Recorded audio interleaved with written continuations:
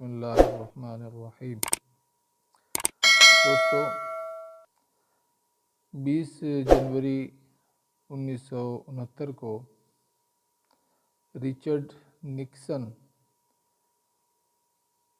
امریکہ کا 37واں صدر منتخب ہوا۔ 21 اگست کو یہودیوں نے مسجد اقصی کو جلانے کی کوشش کی،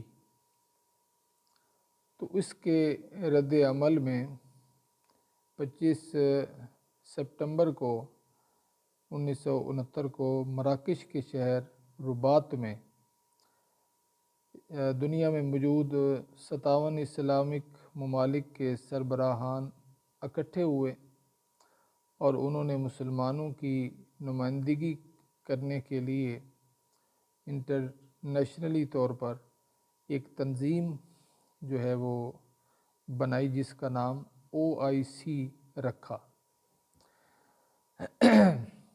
یہودیوں نے جب مسلمانوں کو متحد دیکھا تو وہ حواس باختہ ہو گئے۔ وہ بھاگتے ہوئے دوبارہ رچرڈ نکسن کے پاس پہنچے، جو کہ پہلے بھی ان سے ملاقات ہوتی رہتی ہوگی۔ صاحب ظاہر ووٹ تو بھی وہ لیتے ہیں، سب سے لیتے ہیں یہودی، تو صاحب ظاہر ہے ان لوگوں کو وہاں پہ امریکہ میں جو موجود ہیں ان لوگوں کو ووٹ دیتے ہیں، ایسے صدر کو دیں گے جو ان کی جو ہے نا وہ حمایت کرے گا۔ امریکہ تو شروع سے اسرائیل کی حمایت کرتا ہے۔ بہرحال یہودیوں کا ایک وفد رچرڈ نکسن کے پاس دوبارہ ملاقات کے لیے پہنچا، تو یہودیوں نے رچرڈ کو کہا کہ اب تو جو یہودی ہیں پوری دنیا میں موجود، ان کا وجود بھی خطرے میں ہے۔ اس کی وجہ یہ ہے کہ OIC جو ہے وہ تنظیم بن چکی ہے، مسلمان جو ہے نا اس وقت متحد ہیں، اکٹھے ہو چکے ہیں، ایک ہی پلیٹ فارم پر موجود ہیں۔ تو رچرڈ نے چائے کی چسکی لگاتے ہوئے اور بڑے جو ہے تکبرانہ مزاج میں اور ایک مخصوص انداز میں اس نے کہا کہ یہ بتاؤ کہ تم نے کبھی یہ بات سنی ہے کہ دیکھی ہو یا سنا ہو یہ بات کہ دنیا میں کسی جگہ پر ہجڑوں کے ہاں اولاد ہوئی ہو؟ تو انہوں نے کہا کہ بالکل نہیں۔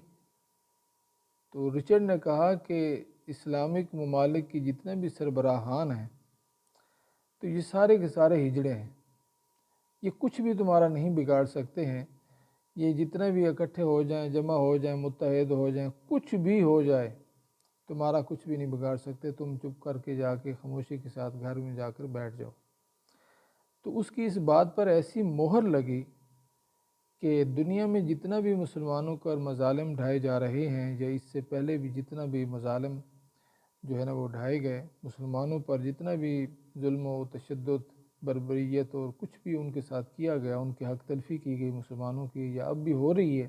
کشمیر میں آپ دیکھ لیں، برما میں دیکھ لیں، چیچنیا میں آپ دیکھ لیں، بوسنیا میں آپ دیکھ لیں، افغانستان میں دیکھ لیں، اسی طرح فلسطین میں دیکھ لیں، یا یمن کے جو حالات ہوئے، عراق میں جو کچھ ہوا، شام میں جو کچھ ہوا۔ تو یہ OIC کیا کر رہی ہے؟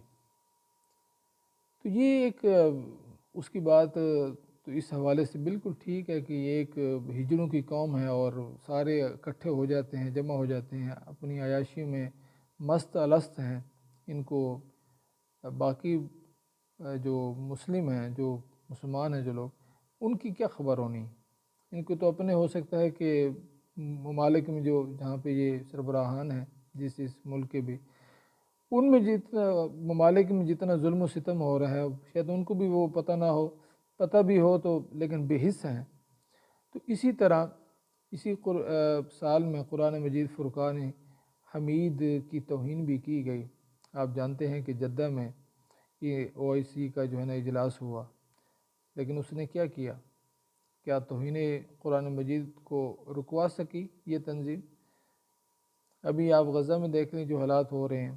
ہمارے سینیٹر مشتاق صاحب وہاں پہ گئے ہیں، وہ کہہ رہے تھے کہ یہ جو بتایا جا رہا ہے نا میڈیا پہ جی 10,000 ہو گئے ہیں بندے شہید اور فلاں ہو گیا فلاں ہو گیا 11 ہو گئے 10:30 ہو گئے 11:30 ہو گئے، وہ کہتے ہیں کہ کرینوں کے ساتھ اور اس طرح کے گڑھے کھود کھود کر نا بڑے بڑے اس میں 60 بندے 70 80 بندے 100 بندے 200 بندے ایک ہی دم یعنی کہ اجتماعی قبریں وہاں پہ بنائی جا رہی ہیں، یہ حالات ہیں۔ اور وہ کہہ رہے تھے کہ جو حالات جو کچھ میں دیکھ کر آیا ہوں تو مجھے تو یہ لگتا ہے کہ یہ 50,000 سے بھی زائد کی شہادتیں ہو چکی ہیں۔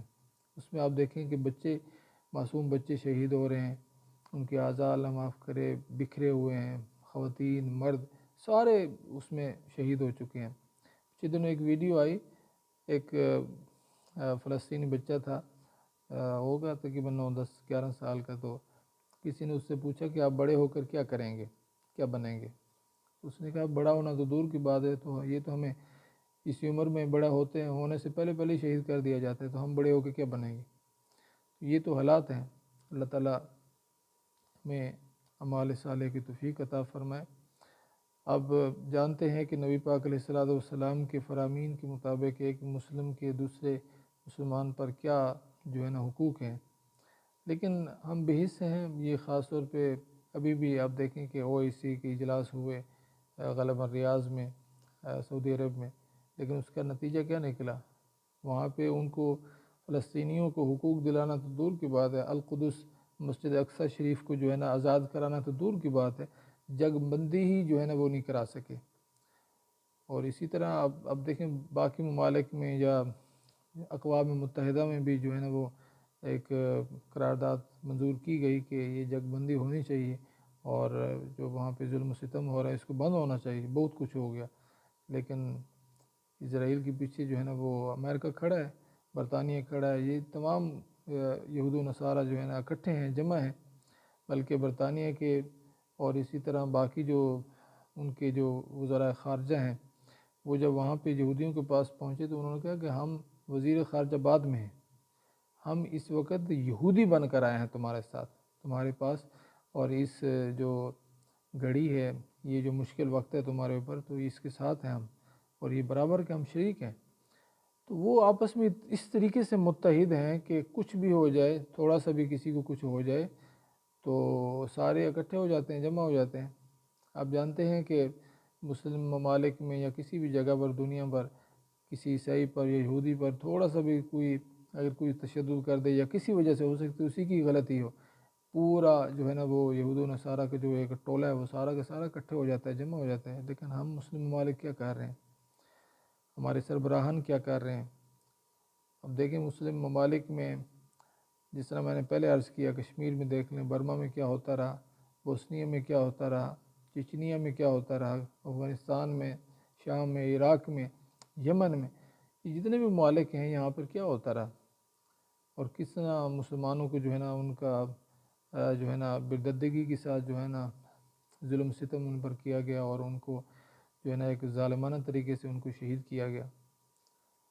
اللہ تعالیٰ کی بارگاہ میں ہم دعائیں کر سکتے ہیں، ہمارے پاس جتنی طاقت ہے، کیونکہ مسلمانوں کا جو ہتھیار ہے وہ دعا بھی ایک بہت بڑا ہتھیار ہے، تو ہم تو دعا ہی کر سکتے ہیں۔ باقی یہ کوئی مت بھولے کہ ہم سے پوچھنی ہوگی، پوچھ تو بہت ہی سخت ہونی ہے، حساب بہت ہی انتہا درجے کا سخت ہونا ہے، اس وجہ سے سب کے سب ہم اس حوالے سے جو ہے نا وہ اللہ تعالیٰ کی بارگاہ میں جواب دہ ہیں کہ ہم نے کیا کیا تھا۔ جس طرح سربراہان ہمارے جو ہے نا وہ جواب دہ ہیں، مسلم ممالک کے سربراہان باقی ممالک کے جتنے بھی ہیں سارے کے سارے اس حوالے سے جو ہے نا وہ جواب دہ ہیں اللہ تعالیٰ کی بارگاہ میں۔ اسی طرح جو عوام الناس ہے ہماری طرح، وہ بھی جواب دہ ہے کہ ہم نے کیا کیا تھا ان بھائیوں کے ساتھ، ان کے بارے میں۔ اللہ تعالیٰ ہمیں ہمارے صالح کی توفیق عطا فرمائے۔